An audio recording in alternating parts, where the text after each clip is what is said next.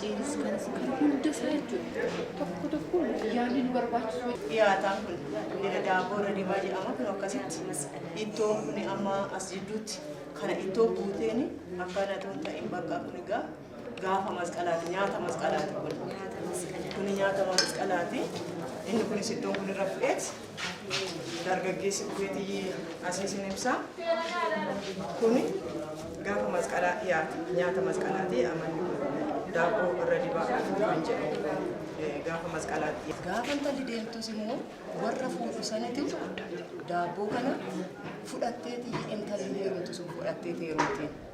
Ishii faana deema. Inni kunis intala heerumtu faana deema. Jaallatni sadan gaafa fuudhaaf heerumaatti wajjin deemu. Gaafa heerumaa sun qophaa'a. Gaafa gadaa sun qophaa'a. Gaafa waan baay'ee irratti qophaa'a. Cuukkoon yeroo gadaa akkammaa aadaa hawwanni kanaan yoo ta'u baate saayinaatti nam'ee saayinaan gadi ba'ee isaan misirroonni innaa dura ufte saafte Yeroo fuudhaaf heerumaa. Gaafa gadaa immoo akkasuma innis gadi ba'ee gadaa irrattis inni hirmaata.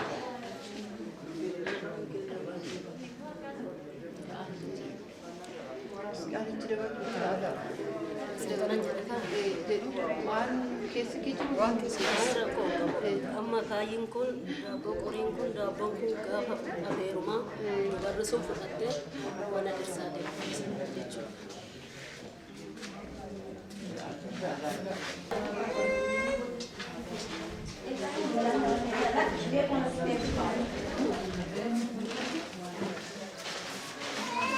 Como kasih?